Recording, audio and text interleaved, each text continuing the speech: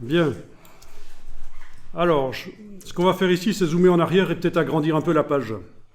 Donc, vous allez prendre l'outil de plan de travail et en ayant zoomé en arrière, ça va être facile d'aller chercher une poignée ici et d'agrandir le plan de travail comme ça, voilà.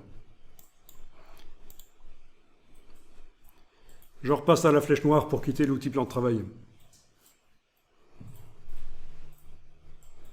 Donc, ce que je voudrais vous montrer ici, c'est qu'on va créer une deuxième forme géométrique à côté de la première. Donc, on avait l'outil polygone, voilà, outil polygone. Je trace. Alors, pendant que je trace, je peux jouer avec les flèches au clavier pour diminuer ou augmenter le nombre de côtés. Voilà, cette fois-ci, je vais prendre 5 côtés au lieu de 6. Voilà.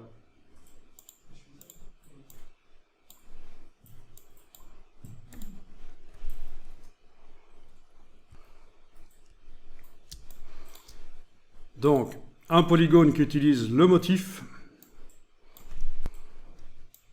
Alors, ce qui peut enrichir cette chose-là, c'est d'aller dans la palette Aspect, menu Fenêtre, Aspect.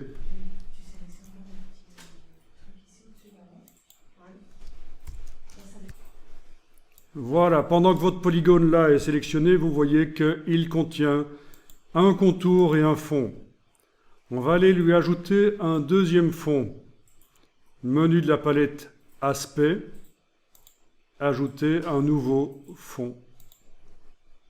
Voilà. Le nouveau fond prend d'office le motif, donc on a deux fonds identiques qui se superposent. Alors l'idée ici, c'est que le fond qui est en dessous,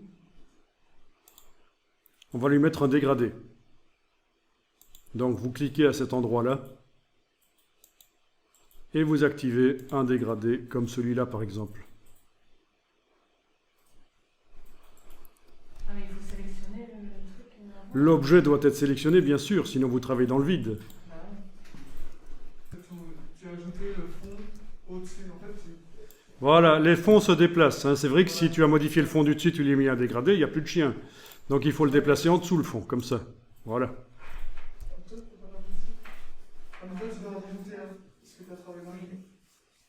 Ok, ça marche? Ah. Voilà, ce nouveau fond contient un dégradé. Il pourrait contenir aussi un autre motif. C'est possible, sur les mêmes objets, de superposer des motifs.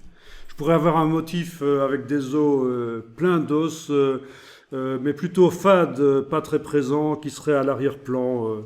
On peut imaginer tout. La marque qui se répète, on peut imaginer tout. En tout cas, ici, on a un dégradé et on va aller modifier le dégradé maintenant. Menu, fenêtre, dégradé de couleur. Voilà le dégradé. Vous allez pouvoir supprimer certaines couleurs en prenant la couleur, en la sortant en bas du dégradé, tout simplement. Je vais me supprimer toutes les couleurs sauf les extrêmes. Allez modifier les couleurs extrêmes en double-cliquant sur elles. Voilà, on peut aller changer.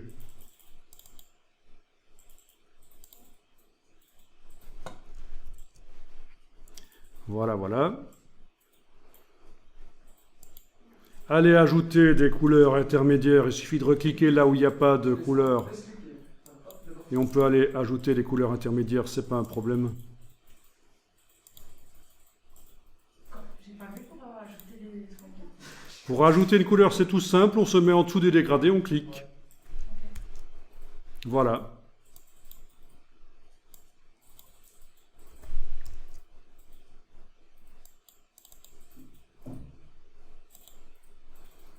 Et avec l'outil dégradé qui est ici, vous allez pouvoir tracer sur l'objet pour orienter le dégradé dans le sens où vous voulez. Comme vous voulez. Voilà. Tiens, pour faire du packaging, c'est marrant. Ceci dit en passant, ce genre de choses. Voilà, il y a énormément d'autres choses qui peuvent être faites avec ça. c'est un aperçu de la manière dont ça fonctionne. Ça peut être très sympa. Ça peut servir à plein de choses. Et le motif, quand on est à court d'inspiration, c'est bien parce que ça crée du graphisme, ça crée du visuel. En répétant les choses, vous ne devez pas avoir l'idée du siècle nécessairement, quoi. Alors on va enregistrer ça.